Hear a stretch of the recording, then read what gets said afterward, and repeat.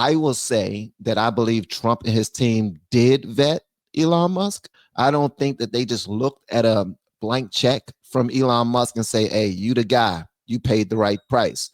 Unfortunately, though, we do have some idiots on the left who believe that that's how things are done.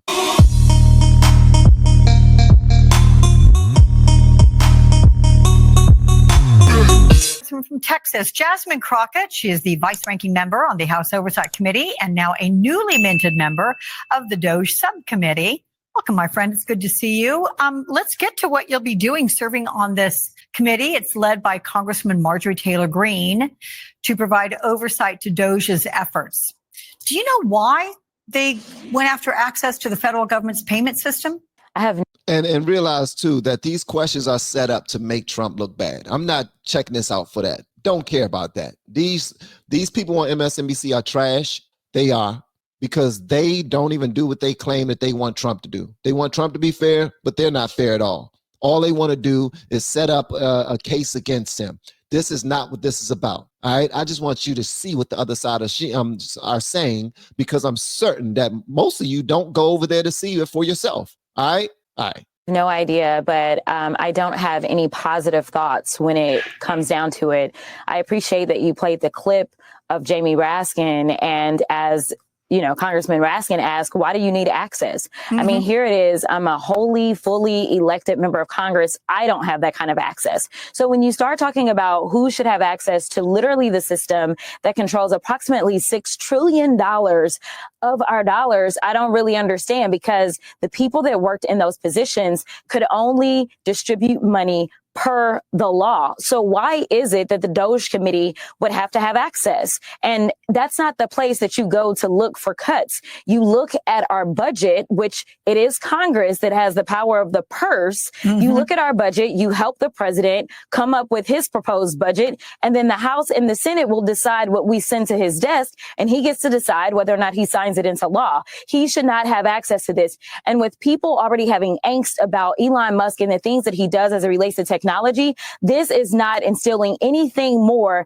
than another layer of fear, especially since normally when you are going to be in a position like that, you have to go through security clearances. And let me tell you, some people think security clearances are all about whether or not you have a warrant or not. No, they look at whether or not you have some sort of divided interest. They look at whether or not you have good credit. They look at so many other things. And we're talking about someone who's unelected, unvetted, and definitely unconfirmed, that is now literally sitting atop our $6 trillion, and we don't know what it is that he's doing, and we honestly don't know what role he has. Look, you have well articulated some of the bad thoughts as you described them at the top here. The question is, does Musk's team now have the power to actually disrupt federal payments? In my opinion, they do, but I honestly don't know. We still don't know really what DOGE is in the first place. I mean, listen, think about it like this, Alex. You know, everyone hates Congress. That's just what it is, right? But as a sitting member of Congress, I mean, I had to give up my ability to practice law. I am prevented from being able to practice law to prevent potentially somebody dropping a load of cash on me and I do something that is nefarious as one of 435.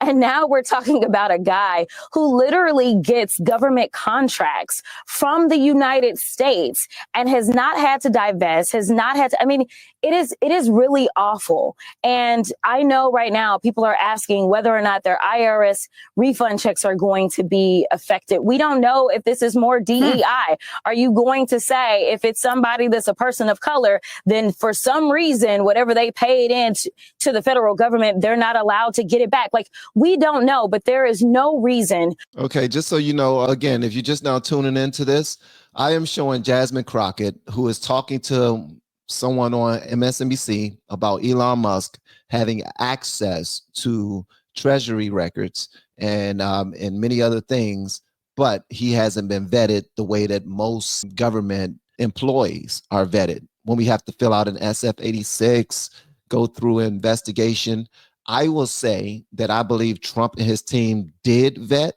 Elon Musk. I don't think that they just looked at a blank check from Elon Musk and say, hey, you the guy, you paid the right price. Unfortunately, though, we do have some idiots on the left who believe that that's how things are done. So what we will see is them assuming the worst. They will assume the worst. Like she just now said, we don't know. See, that's speculation. We don't know if Elon Musk or Trump will stop giving tax returns to Black people, because they always talk about race. So I want you to pay attention to that. We don't know if Elon Musk and Trump will stop giving tax returns to Black people because of DEI. These are all speculations. That's not why I'm playing this. I just want you to see what this other side is saying. This video has only been up on MSNBC for like 14 hours, and it's cleared 1.2 million views already. And when you look in the comments section, the left is kicking our ass.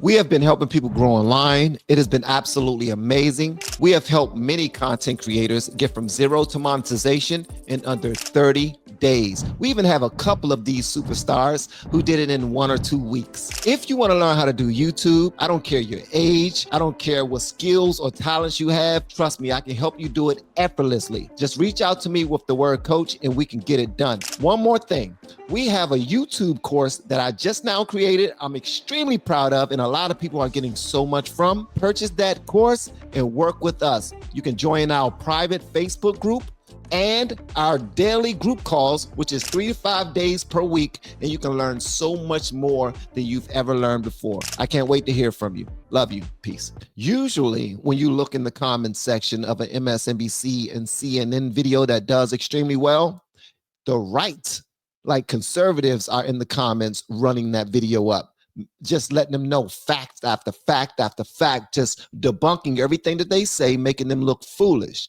This is not happening on this video, which is why I'm playing it for you all. I need for you to see it, and I want to hear you hear what you have to say. Brutal honesty only. That's the only thing that happens over here. All right, let's go. For any political appointee, if you can even call him that, to have this kind of access. There's none.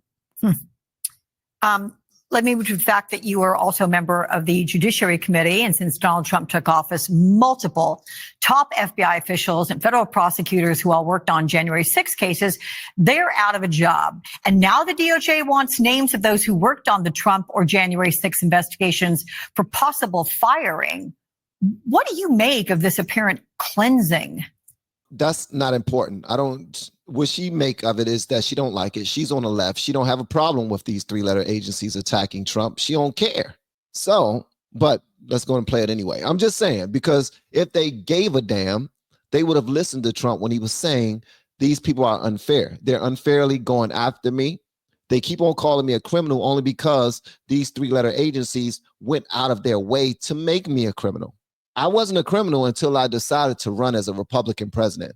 When I was a Democrat businessman, I was their friend.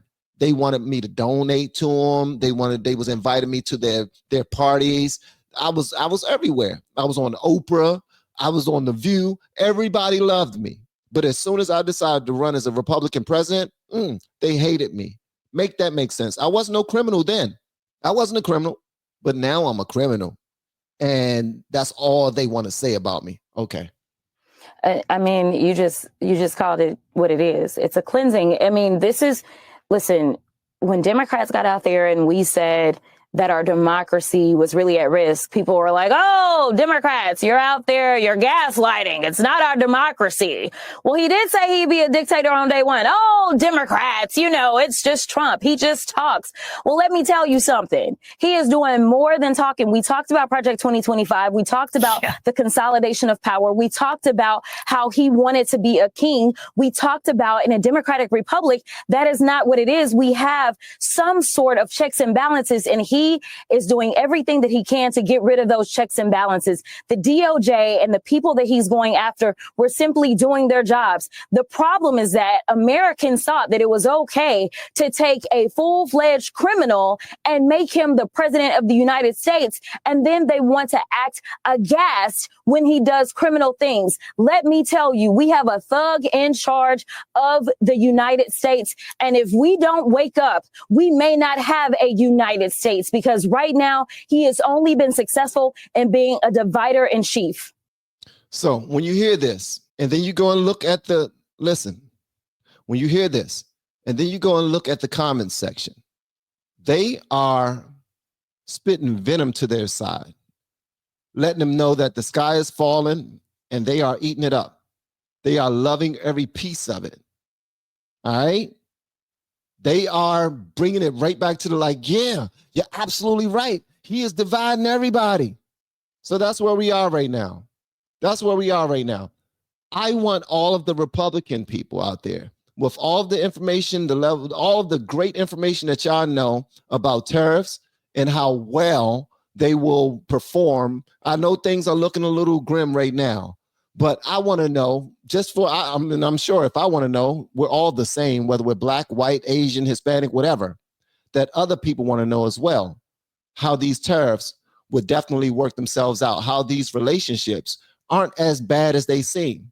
We're not drawing China to want to do business only with Canada now, or there won't be a potential war because we decided to start to do exactly what Trump said he was going to do, which is impose tariffs on them for taking advantage of us for years.